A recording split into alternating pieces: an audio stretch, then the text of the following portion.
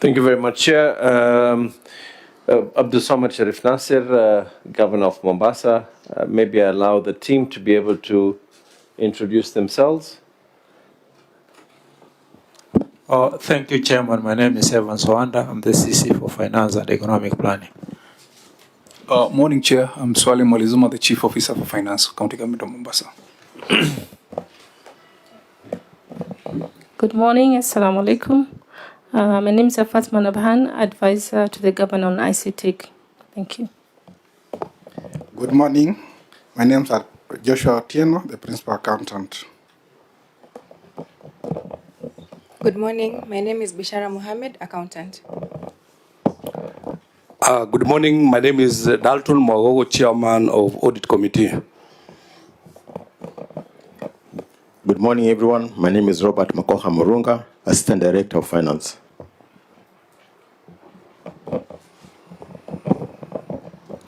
Good morning. My name is Idris Mbaruk, Accountant. Assalamu alaikum. My name is Zahra Sharif Ahmed, Accountant. Good morning. My name is Ali Omar, Accountant.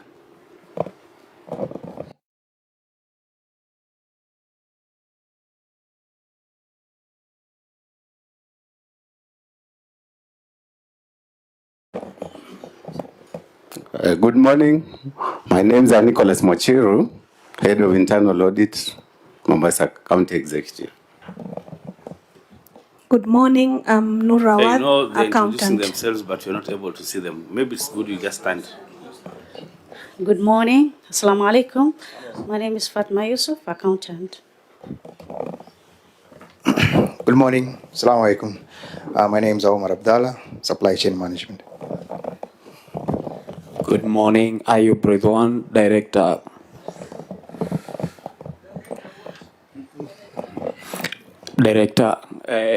Finance Officer, sorry. Good morning. Assalamu alaikum. Joan Jeroge, Administrator from the Governor's Office. Good morning. Abdurrahman Abdallah, Personal Assistant to the Governor.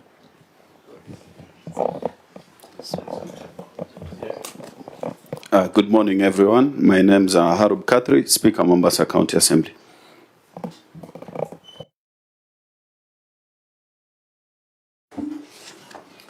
Is that it for the visiting delegation? If that is the case, then we shall proceed very quickly to the next agenda item, which will be administration of oath and tabling of documents.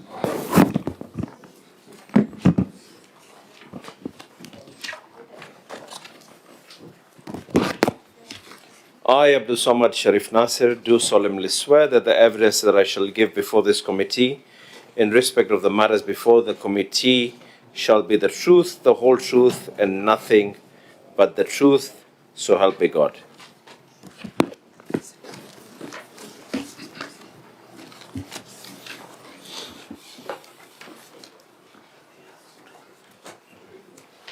Anything I meant to sign? No, just read. Okay. Chair, I hereby table the following documents before the committee: management responses and accompanying annexures on the report of the Auditor General for the County Executive of Mombasa for the year 24-25, management responses and accompanying annexures on the report of the Auditor General on the receiver of revenue statements for the County Executive for the same year of 24-25, and management responses and annexures on the report of the Auditor General on the County Revenue Fund for the County Executive of Mombasa for the financial year 24-25. Auditor General, could you confirm that the responses that have been tabled, you've been able to review? Thank you, Chair. Can confirm that the responses were delivered to our offices on 28th May, and they were in the form and the manner that is prescribed, and we have been able to review the same, so we propose that the meeting can proceed. Okay, Clerk of the Senate, is the entity in compliance? Yes, Chairman, we can confirm that the entity submitted the documents within their timelines. Okay, if that is the case, we will proceed, but we'll have to deal with one preliminary matter. When we sent the invitation to the governor of Mombasa, we also indicated the resolution of the Senate. Because you did not find an opportunity to appear before this committee before the constitutional deadline of 31st of March, the Senate adopted the report of the Auditor General in its entirety. The Senate resolved that you would appear before this committee within a period of 30 days to furnish us with an update on the measures you are taking to implement the observations or recommendations of the Auditor General. The committee or the House further resolved to impose a fine of 500,000 Kenya shillings for failure to honor summons where you are supposed to appear before this committee on 30th of March ahead of the constitutional deadline. I want to find out from the clerk of the Senate whether in our records, we have evidence that the fine has been paid. Chairman, thank you, Chairman. We have received, today this morning, we have received a copy of the banker's check from the county executive, that's from the governor, dated 4th June, of a banker's check addressed to the Senate, in favor of the Senate. So we can confirm that the payment has been made. So there's a banker's check that has been addressed to the clerk? Yes, there's a banker's check addressed to the clerk of the Senate. I think in our letter communicating the fine, we had given a 2-week limit for settlement of the fine. But now that the clerk confirms that there's evidence that the fine has been paid, I think members, we do not need to belabor the point. We can take it that the governor has paid the fine, and we can now proceed with our substantive meeting. Now, we have 3 reports to deal with. We have the report of the county executive, the report of the county revenue fund, and the report of the receiver of revenue. In our earlier brief with the Auditor General, we realized that there was a little problem in terms of the report that was tabled for the county executive. You might have noted, maybe your technical people may have noted, that the report of the county executive, page 1 and page 2 of the auditor's certificate referred to the receiver of revenue rather than to the county executive. And so, having reviewed that, we have found that it might not be very possible or very tenable for us to consider the report on the executive on account of that. I think it's a document management problem. When the Auditor General tabled the certificate, there was a mix-up on page 1 and page 2. Now, as you understand parliamentary practice, we cannot now use another document which was not tabled. They have the correct one, but since it was not tabled formally, we might not be able to rely on it because the affected parts are the qualifying issues to the financial statements. Because if we go by it, it will appear as if there was only one qualifying issue, and yet in the real report, there were about 6 or 7. As a result, having gone through that, we have agreed with the Auditor General that it is possible to deal with the receiver of revenue as we correct that problem on the county executive.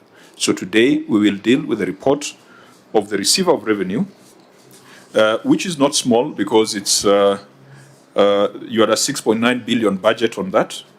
And if we spend 1 or 2 hours or 1 hour or less on the receiver of revenue, then we'll schedule a separate date to deal with the county executive once we retable the right report to the Senate.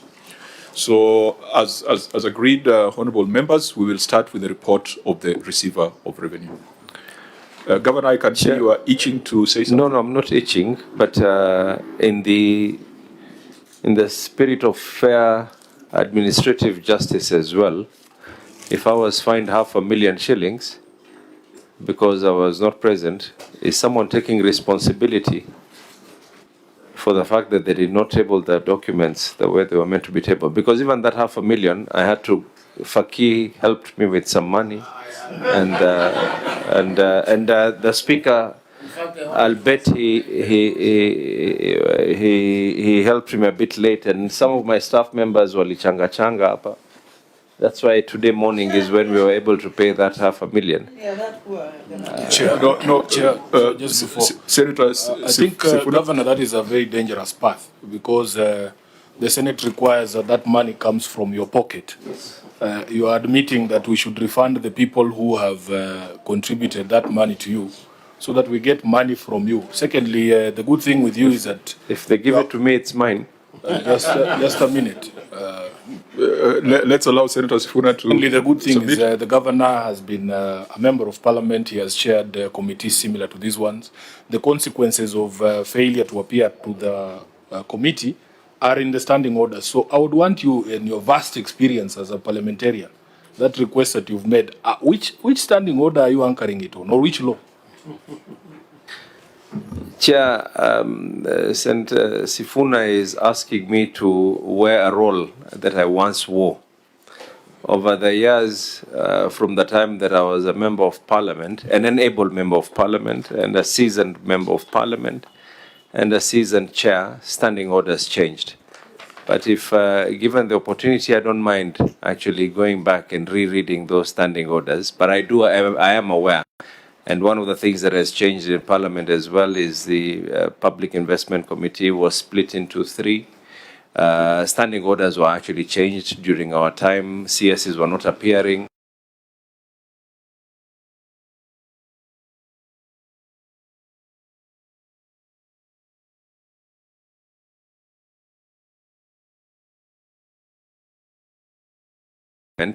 When you do an amendment, a certain section that was once section 1A could end up being section 1C. And since we're on camera here, allow me not to be able to indulge on something that, but I don't mind. I can actually go back. But moving forward, no, I think, Governor, the House is sitting at 2:30, and one of the important things we are dealing with is mediation on, or dealing with the division of revenue and allocation of revenue and the money that comes to counties. And the Senate has insisted that counties must get 454 billion, a position that we hold firmly. So just to settle this matter so that we get into the report, the 500,000 shilling fine was imposed because you were found to be in contempt of Parliament. It is not because you didn't provide some document here and there, but we invited you specifically on 30th of March this year. You failed to appear without any justifiable reason. Some of your colleagues came. Governor Orengo was here, Governor Turukana was here, and a few others. We did not find them. So that fine is on account of contempt. I think the other matter is administrative, and we do understand that sometimes the problem can be on the part of the governor, sometimes the problem can be on the part of the auditor, sometimes it can be on the part of the Senate. So let's proceed. Let's not reopen the issue of the fine because it has now been settled. I'm totally in agreement, Chair, and I want to appreciate the support of the Senate on devolution itself. The fact that the proposed equitable share, the revenue share for counties should be at 454. I want to also go on record, Chair, because this is something that is going to be picked up after next financial year as well. One of the major issues that is going to be a topic, and we hope that that is not what is going to happen, is the issue of UHC staff.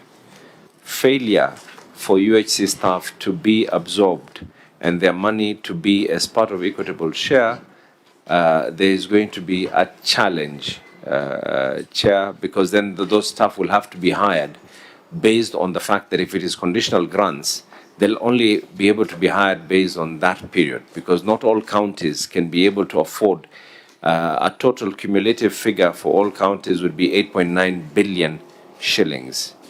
Not a subject for today, but I just wanted to state it on record that I appreciate the support that the Senate has been able to put forward on matters of devolution. Senator Sifuna? Chair, the last we had of this matter as the Senate was that the Council of Governors had reached an agreement with the Treasury I think there was even indication by the national government that funds had been set aside in the current budget. Are you saying that was not the case, Governor? No, what I'm saying is funds can be able to be set aside in two ways. They can be either in equitable share or they can be as conditional grants. Yes. If they're not going to be as equitable share, what is going to happen? Because anything can happen. A conditional grant does not mean that that is going to be the status. Now, if an employee is going to be employed on permanent and pensionable, and the revenue that you're receiving is only pegged on that one financial year, the danger that is there is next financial year, if in the wisdom of Treasury or in the wisdom of Parliament that conditional grant should not be there, then there's going to be a danger. Those people are going to, their budget is not going to be available. So it is important for that figure. I speak, one, as the Governor of Mombasa, two, as the Chair of the Health Committee of the Council of Governors, because this is something that is going to pop up. And our hope is that once the mediation has already been agreed on, and I think that one of the reasons why Senate has also proposed the figures to be at 454 is to be able to take into consideration that we have UHC staff, that money should not fall under conditional grants. As much as it has been allocated, the art and the act of how it was allocated, whether it is a conditional grant or it was part of equitable share, will have a huge bearing on the lives of those UHC doctors. Now, Governor, there is a flip side, and help us understand, because we want to help the UHC staff. There have been many protests outside of our parliament here by those UHC staff. One of the problems we have with county governments is that when resources are not ring-fenced for a specific purpose, you find that you now will prioritize other things. If you ask the UHC workers themselves, they would want that money be clear that it is for UHC staff, so that we don't hear that you have decided, because when it comes as equitable share, you will decide that you want to do the stadium in Mombasa. So we have struggled as a Senate, for instance, on the question of pending bills, Senator. And in fact, there has been a conversation in the Senate that because this problem has persisted so long, Governor, and you guys are not at you guys, you as a council are not offering us a way out in terms of how we deal with this scourge of pending bills. We as a Senate have gotten to a place where we feel we should pay those contractors ourselves, those pending bills ourselves, because we release money, we pass motions, we even passed a motion setting timetables for clearance of pending bills, but it continues to persist. So how would you persuade skeptics such as myself who believe that governors and county governments, we feel we must tie your hands even further? That if money is for payment of CHPs, it has to go to CHPs, you cannot divert it to your milk program. If it is for payment of pending bills, let it be for pending bills. So how would you persuade us as the chair? Maybe, Governor, before you respond, Senator Faki. My answers. Recently, we had a motion to deduct funds from the county government of Meru for purposes of paying one of the legal charges for a pending bill. And members felt that it was only being done because he's a foreigner. But they also said that it is now time that we also do the same to our local contractors. I know pending bills of Mombasa are about 5 billion at the moment. Yeah, so we are thinking that that is the way to go, that the Treasury deducts some money and then pays directly the pending bills, instead of the current situation where the county government is given a free hand to choose which ones to pay, which ones not to pay. And I will agree with Senator Sifuna that when we were dealing with this DORA bill, the issue of the 8.5 billion for the CHP workers featured. And we are of the opinion that this money should be ring-fenced so that we are able to monitor that it goes directly to the CHPs, rather than just lumping it together with the equitable share, and then the county government chooses which ones to pay, which ones not to pay. Thank you. And Governor, I wish the documents were all in order so that we could have been able to look at even your pending bills in this report. because this report indicated that 77% of your debt was older than 3 years. 77%. That was 2.9 billion out of a total of 3.8 billion. And it also indicated that out of the 3.8 billion, 1.2 billion was owed to staff. I think that's statutory deductions or pensions and all that. It's a very untidy picture. And that's why maybe Senator Sifuna is saying if we were to increase, because at 454 billion, our draft CARA is going to give Mombasa 9.2 billion. I think this year you got 7.9 billion. Was it 7.9 billion? Sorry? 8.3 was 25-26 or 25 the current financial year. The year that you are reviewing, you got 7.9, then you got 8.3, and we are proposing that you get 9.2 billion. So, Senator Sifuna, perhaps to paraphrase, how do you ensure that that 9.2 billion or that extra 1.3 billion goes to settle the equivalent amount owed to staff, which is 1.3 billion? First and foremost, and I say this with a lot of, I want to state this, it is not about Mombasa being extra smart or anything else, but we have a good team, the team that I am able to work with. One, from the time of assuming office, we have never defaulted in paying any staff. And even when we pay simultaneously with all deductions, from money that is due to the pensions, to money that is due to all the others, to the unions. Everything is paid simultaneously, to all the statutory deductions and all. Do we have issues that are historic? Because even when you say that there's money that is due, that is employees' money, some of this money was historic from the time of municipal times. What is it that we are doing about it? As much as we are currently paying all our employees on time, and we are doing the statutory deductions on time, this can be attested not necessarily by myself, but it can be attested from the county pension fund, from the lab trust, from KRA, from the housing levy, and everyone else that we are meant to be paying. But we've also been in conversation with the county pension fund. We've been in conversation with the lab trust. We made a payment to the lab trust. As a matter of fact, we have reduced. There were people whose gratuity had not been paid from the time I was in high school. Some of them have even passed on. And we have reduced all that level of gratuity.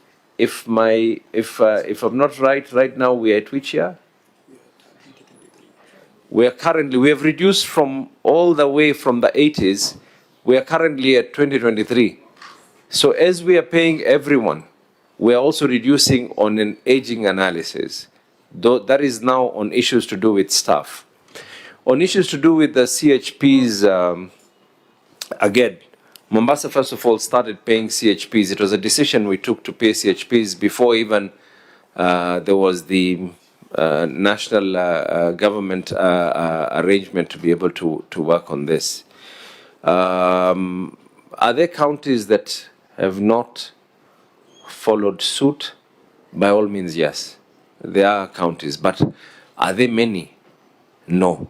There are a small minority of counties that have not been able to follow suit on this. The issues of putting money like UHC and the CHPs, we're the ones who are dealing with the CHPs on a day-to-day basis. What happens is they get their stipend from the county government, then they have to wait for national government, whether national government will be able to pay them on time or not on time. If there's an error of a telephone number, if someone has shifted, if someone has passed away, by the time that information is done, there's already a loophole where there's some payments that are already would have already been done. And sometimes people are paid in arrears. There was a time they were paid a couple of months in arrears because they had not been paid prior. So the argument is, why don't we have one pocket to be able to pay? Even for the CHPs, it's not a problem. It can actually come in as a conditional grant. Because if it comes in as a conditional grant, the money for the CHPs, it is put into a joint account where then it is now dispersed, where you cannot be able to spend that money until you put in a matching amount. That is something that has been done previously. But for the UHC staff, let me state it here, Chair. If you put that money for the UHC staff as a conditional grant, what that means basically is next year, it is conditions precedence on whether government will be of the opinion or of the view that yes, we need to be able to continue giving. And the agreement that is there is that these UHC staff are meant to be hired on a permanent and pensionable basis. So if you provide funding to pay their salaries for 1 year, and then counties have gone and absorbed them on permanent and pensionable, and then the year after, someone says that no, we should not be paying this conditional grant anymore, there are counties that are going to, on the flip side of things, there are counties that are going to be in quite a problem. Collectively, these figures just for the UHC staff is 8.9 billion. Unless, of course, the conditional grants come in, and then in the wisdom of Parliament and in the wisdom of Treasury, by the way, this is not even an argument by ourselves. This is an argument that the Ministry of Health actually wrote to the Commission for Revenue Allocation, indicating that when they are doing their proposal on what should be the revenue and the equitable share, they did do this. There's a letter that was done by the Ministry of Health indicating that they need to include that 8.9 billion first. Now, Governor, you have a lot of background on this as a chair of the Health Committee.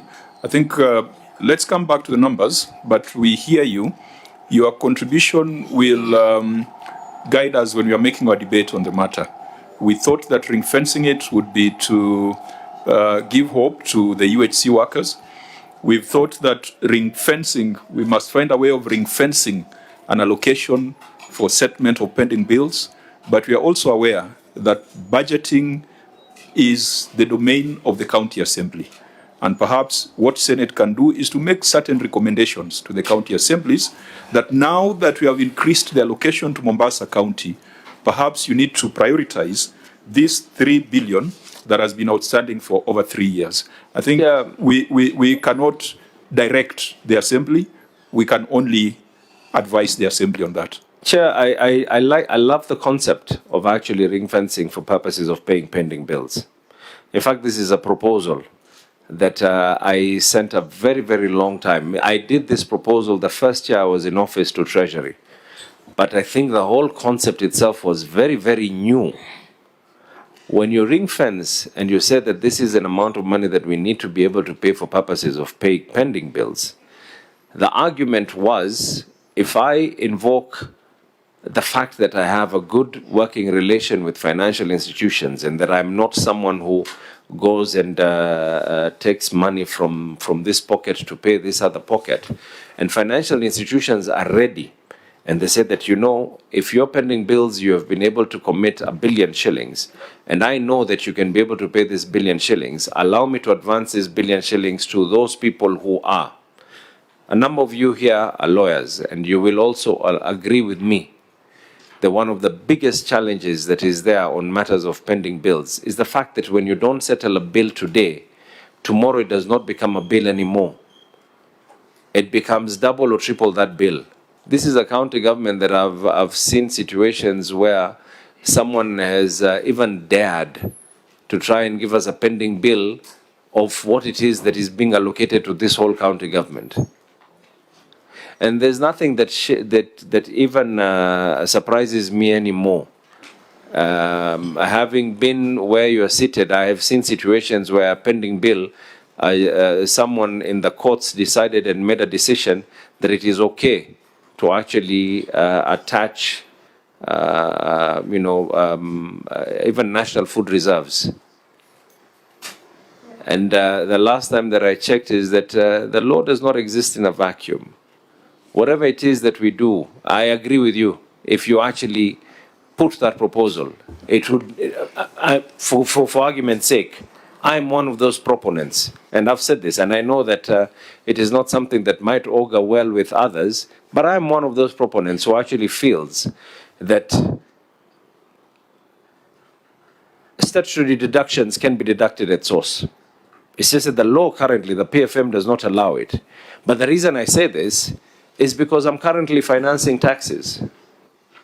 I think let's leave it there. You have said something that we have thought through, we have wanted to propose, and I'm happy it is coming from a governor. I want to state it. I'm not speaking on behalf of the Council of Governors, Chair. At the risk of time, I want us to come back to the numbers. Chair, as we go back to the numbers, allow me to make this comment, especially about CHPs and UHC staff. You know, Chair, this matter came up yesterday when we were dealing with Kericho. And it came up again on the floor, and I had Senator Dulo propose something to the effect that maybe this health thing, we may have to think whether it is where it is supposed to be. You know, Governor, for you and for the other governors, and maybe even for the Senate, it's an audit query that we just have to clear and move on to other things. But for those frontline staff in the health sector, who are very, very critical, it's a matter of life and death. I think a wider conversation needs to happen about the payment for CHPs and UHC staff. And we decide as a country once and for all who takes the ultimate final responsibility over these people. And how are they going to be remunerated for the critical services that they offer? Honourable members, those are policy conversations. Let's come to the numbers. Governor, you have said you run a very good team, which we are not in any doubt. But I was asking myself, why, who's Robert Murunga in the organization?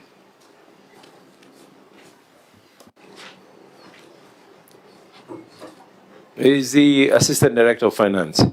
And he was a signatory to the financial statements? Yes. If he's an assistant director, that means that there is a director. Do we have a director in that? No, we don't have a substantive. You will, and I know the next question will be why. Allow me to be able to just give it up this is a county chair that we have a lot of people. There's attrition, then there's many other factors that are involved. Two, you will also agree that there's an independence of the County Public Service Board. There's been a lot of adverts that have been going out, and I think, if I'm not mistaken, this is one of the adverts that have already gone out. It is the purview of the County Public Service Board to be able to fill that position. I was happy to hear someone introduce themselves as the chair of the audit committee. I hope the internal auditor is also part of this delegation. Internal, are you substantive? Substantive or assistant? Okay, that's fine. Members, let's go to the report on the receipt of revenue. The report on the receipt of revenue indicates that Mombasa had planned to collect 6.9 billion Kenya shillings, and Mombasa only collected 4.8 billion Kenya shillings, which was a significant shortfall. And out of the 4.8 billion, 1.4 billion came from hospital fees. In our analysis, before we go to the policy issues, I think in our analysis with the Auditor General, we felt there was need for us to evaluate the performance of on-source revenue, one, against the budget, and two, to compare with prior years. The Parliamentary Budget Office did a small analysis that indicates that there are certain streams where performance is deteriorating, is going down, rather than going up, despite economic indicators. So I know there's only one qualifying matter on the receiver of revenue, which is an accounting issue, really, which I think we have agreed we won't waste too much time on, because OAG, what was the qualifying matter on the ROR? Thank you, Chair. It was on inaccurate receivable from non-exchange transactions. And if you describe it in English, what are you saying, or in Swahili? Let her try to explain it in Swahili. There was non-disclosure of a That is English. Chair, there was a non-disclosure of a significant amount, which is about 6.9 billion. Hiyo ni pesa imeibiwa ama shida ni gani? It's bookkeeping. It's bookkeeping. Yeah. Is it a very material non-disclosure? It is something that can be dealt with in the subsequent audit. Can you assure the people of Mombasa that this 6.9 billion is not money lost? No, Chair. It is not money. The amount that I've just stated was not lost. So by not disclosing, what is the risk to the county government and to the people of Mombasa?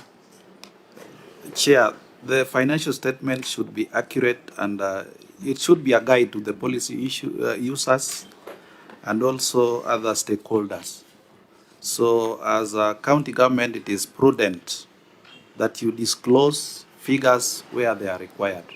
This 6.9, you call it arrears of revenue. What do you mean when you say arrears of revenue of 6.9 billion was not disclosed? Ni deni ambayo Senator Faki, you might want to help us in interpretation. Ni madeni county inadai ama ni pesa ambazo haziwezi kukusanywa? They are debts owed to the county government, and they relate to a very long period of time. They are basically historical. They are unable to collect. The county nadai. Nadai, yes. So pengine, no, I think it's the governor who needs to tell us. This 6.9, it was not disclosed. The auditor says it's an accounting matter. It is not loss of funds. But what does it relate to? So that we don't take too much time on accounting issues.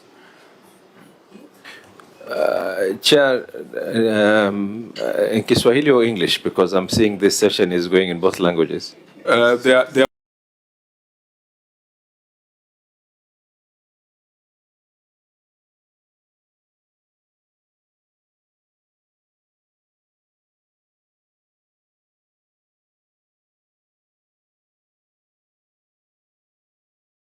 from the time of municipal times. Some of these are matters that are land rate issues. Some of them are SPP issues. It is unfortunate. One of the things that we need to be able to work on, and it is one of, we have just finalized with the county pension fund to be able to work on, is digitizing the issues of our land records. We try to do this on our own. Unfortunately, access to Ministry of Land Record was not very, very cooperative in the sense that they did not feel that it is prudent for an outsider to come in. But the County Pension Fund, I think, has already done something similar. If I'm not mistaken, one of the things that it was the county government of Laikipia or one of the other counties where they did do the digitization. So we already have an agreement with them. We have to clean our land records. Now, Governor, you are basically doing a write-off through the back door. No. That is what you're doing. No, by not presenting them as assets, because these are assets, isn't it? Arrears are supposed to be, by excluding them, it is a write-off. What Laikipia did, and I think I like the approach they took, they went through a process. Which is what we're doing now. They just didn't drop them from the financial statements. We're There was a committee, there were some processes in line with the PFM. Chair, maybe we're not writing off anything.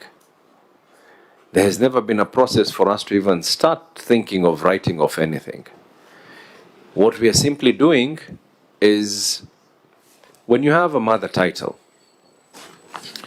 and you're going to expect, in fact, the fact that we are still reaching these figures is something else altogether. It means that there's extra effort being put in. When you have a mother title, and that mother title gets subdivided, what happens is someone takes that and goes to the Ministry of Lands and they register it there, but there is nowhere that talks of the joint between registering at the lands and registering at the county offices. There's something else that we need to be able to work on, especially for urban areas. This is sectional titles. When a property like this, which was once one floor, and then you now make a decision to take that mother title and divide it into many sectional titles, you're losing out on this. So what you feel is actually yours is not necessarily in existence anymore. So what we are doing, when I said what we are doing, allow me just to finish, Senator. What we are doing is not writing off anything. What we are doing is cleaning off records to find out, because you will end up realizing that some of these properties, what you feel is being owed to one person, that we have to be paid by one person, in actual fact, we might end up having to be paid more by many other people, but in smaller lump sums. Okay, Senator Maruma. No, I'm saying, Governor, that in your response, the reason that you've given for not disclosing is that it's a historical balance, assessed as having low probability of recovery. You know, anything that we do must really be located in law or in policy. Where did you locate that, either in policy or in law? Because the reason is low probability of recovery. And I agree with the chair that you want to write off through the back door. Let's take one more question from Senator Faki. Chair, maybe the auditor could tell us the 6.9 billion, is it rates only, or there are other revenue streams that are affected? Number two, if going by what the governor is saying, you know, when you subdivide the land, you subdivide your piece of land, the subdivision certificate is given out by the county. So the county knows that we have subdivided plot number 1 into 100 plots. Yeah? And they have a right to go to the land registry to get particulars of the registration of the people who are being now registered to own those particular plots. Even with the sectional properties, the ratepayer will remain the owner of the building.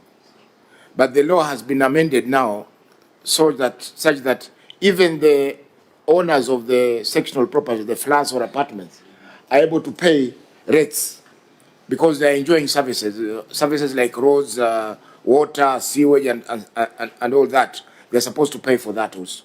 So both the landowner, the head lessee, and the lessees who are now owning the apartments are supposed to pay something to that. And I see maybe they had given a fresh contract for revenue collection. I think you'll come to that. I think those are the issues that the new provider of the service should have gone into, so that we have no revenue loss in any given financial year. At the moment, it seems that the duplication has not assisted the county in managing the revenues that are supposed to be collected from the people in Mombasa. And before Governor responds, Auditor, there was a question on the makeup of that 6 billion. You're referring to Appendix 2, but we don't seem to, I don't know whether members you've been able to see it, because if you had a visibility on Appendix 2, we would have been able to see the breakdown. The Appendix 2 referred to. As you get the answer, Senator Gataya can go on record. Thank you, Chair. My name is Senator Mwenda Gataya, Tharaka-Nithi member of this committee. Okay, could you just point us to Appendix 2 so that we refer to it as a governor response? Chair, what I can confirm is that it was affecting several revenue streams. No, do you have Appendix 2 here? Because I've just seen an appendix with prior year issues. I've not seen the Appendix 2. It would have been very useful to see how that 6 billion was broken down. Because if there are things like silos, collection in lieu of rates, those ones we know that there are problems. But if they are just the normal rates, there has to be a process for write-off, a process for waiver before they are dropped from the financial statements. Auditor? I can confirm we are not seized of that particular appendix, but what we verified was several revenue streams, and maybe the governor can clarify on the makeup of that. Yeah, because the problem is that if you don't have the schedule, the governor will start describing, and this is a mathematical session. So we should spare him the pain of describing what the 6 billion entails if you had that schedule. But Governor may respond. Without any pain, 6.7 billion is actually from land rates.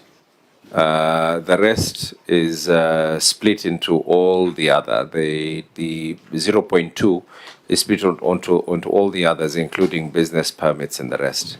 There's a lot of issues that have been raised, and I don't know, because I know that they're going to be coming up in subsequent questions, like the issue of the company that we were able to put into place.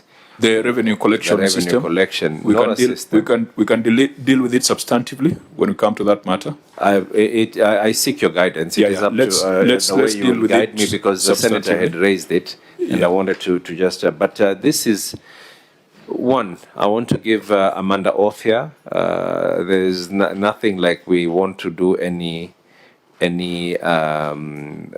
wipe off. When we say historic and the likelihood, again, there's also legal provisions where if something is as old as 6 years plus, two, there are some of these things that we have tried to be able to do. We even went ahead and tried to even get on board debt collectors for this. There's a lot. When you're running an institution like this, Chair, there's a lot.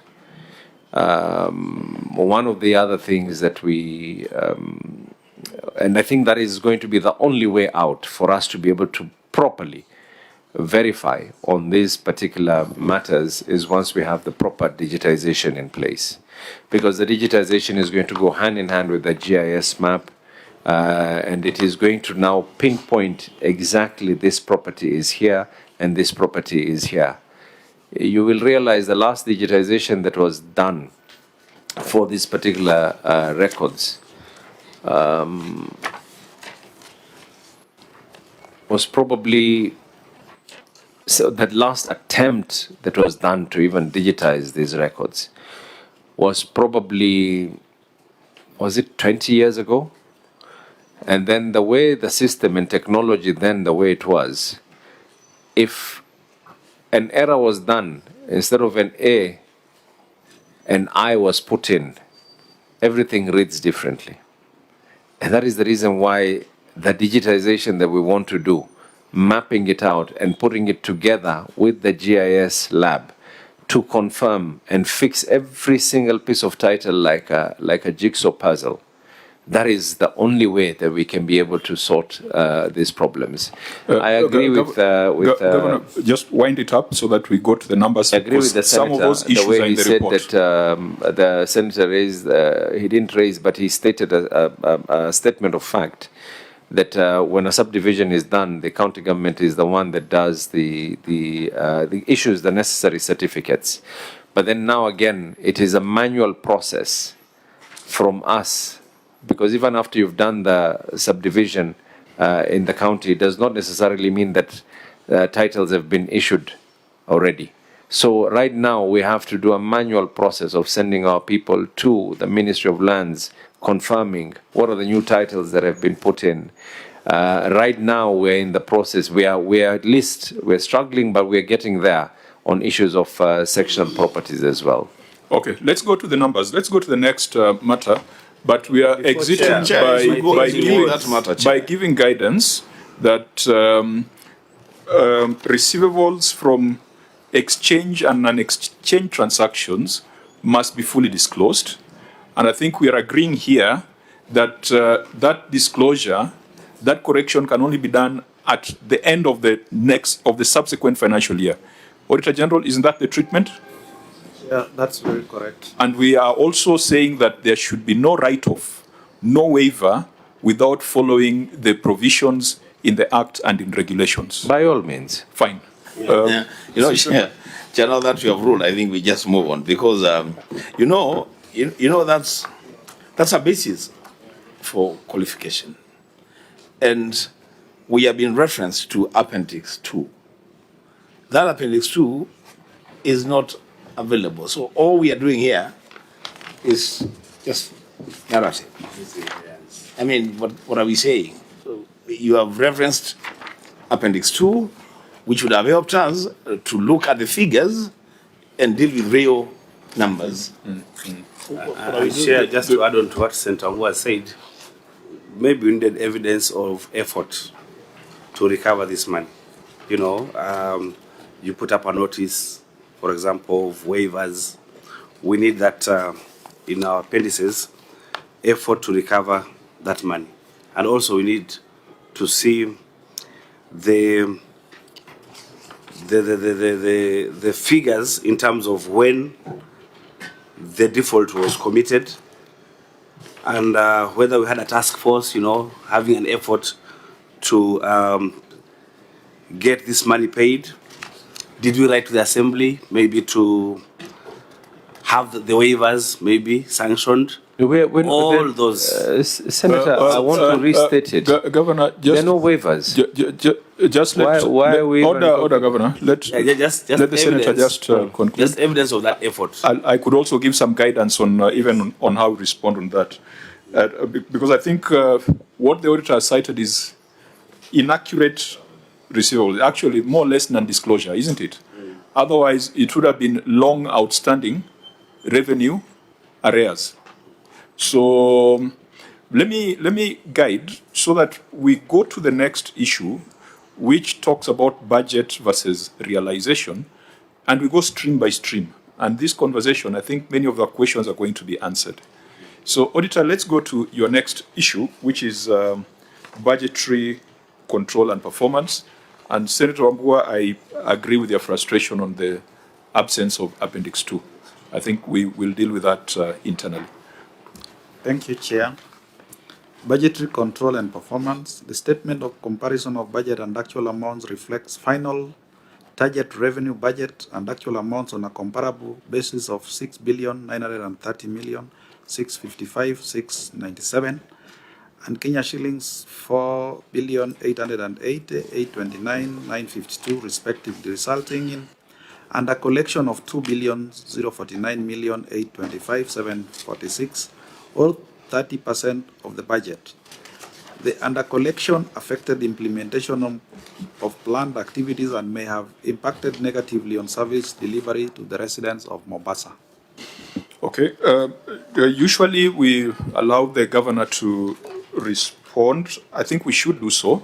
Read your written response, and then we will ask some questions.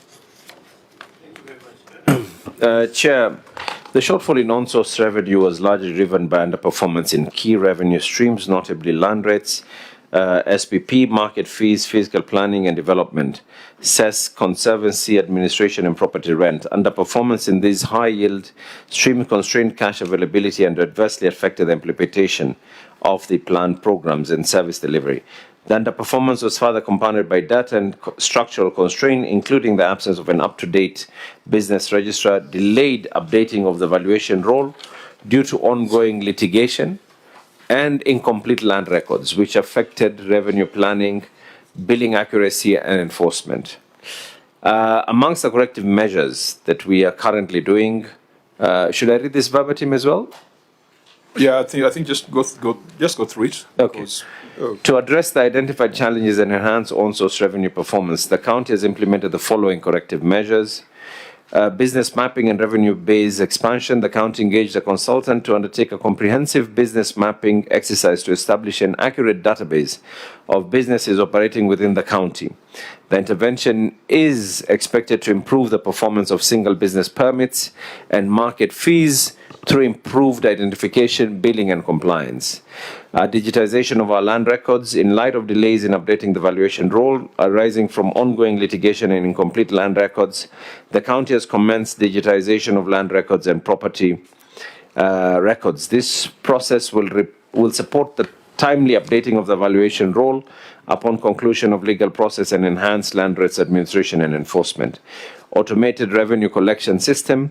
County continues to expand and strengthen automated revenue collection system, improve revenue capture, reconciliation and reporting across major revenue streams, including land rates, parking fees, permits, and market fees. Capacity building for revenue collection officers. We have targeted training programs that have been implemented to enhance the skills and effectiveness of revenue officers in billing, enforcement, customer engagement, and use of automated system. Enhanced enforcement and compliance measures. Enforcement mechanism have been strengthened to address non-compliance, reduce leakages, and improve recovery, particularly in land rates, cess, and business permits. Improve of revenue collection centers. We have revenue collection centers are being upgraded and optimized to improve accessibility, efficiency, and service delivery, thereby supporting improved compliance and revenue performance. These measures are aimed at addressing the root causes of underperformance, strengthening revenue administration, improving on-source revenue mobilization, and enhancing budget. Around the explanation, we must your financial statements, particularly where you have properly summarized your streams and their performance, because you have given global reasons for the underperformance. You are required to give specific explanation for every stream where there is an underperformance or an overperformance. I think if we look at that, it can help us to contextualize the explanation that the governor has given. So, before we do that, maybe the governor may want to confirm that conservancy administration charges is one of the underperforming revenue streams. Because the schedule that I have is actually perhaps the one that has performed much better. There is the greatest improvement in it from the summary of the revenue streams. I think, Chair, that this is what I had wanted to request. I think the able senator is reading from either the Parliamentary Budget Office, because that document, if I can be able to have access to the document that he's referring to. No, let me give guidance. In your financial statements, you have the original budget, the supplementary one, and your actual. So I think we can use that as a basis. But what Senator Wambua is referring to would be comparative of prior years, which is a document that belongs to you as an organization. The only advantage he has is that it's analyzed. It's analyzed stream by stream. That's what I'm saying, Chair. Yeah. If I can be able to get a copy of the document that has been analyzed, so I can also be able to. That's in order. Yeah. Clerks, just share that document with the governor so that it can help us. I think it's a 3-year analysis, performance trend analysis. So Senator Wambua, could you allow me that we don't start with conservancy? Well, let's start with the first stream. We just go through all the streams. That's okay, Chair. Now that the governor has a schedule. So maybe let's start with let's start from the top, Governor. You had on cess you collected 520 million, and this is a document that is from the Senate, and from the Parliamentary Budget Office. Am I right? Yes, it is. I think it would be prudent for me to be allowed to also pull out the records on my side as well. No, Because, I mean, because you see, we won't have a problem. I can assure you. Because there's some on face value. I do not want to start immediately stating that the figures are actually wrong or right. One thing I can confirm, is collectively over the years, collectively, even without necessarily amending the Finance Act or adding more taxes, the county government of Mombasa has been increasing its own source revenue. Governor, I don't know why you are jittery. No, Chair. I don't know what's scary. Chair, with my permission.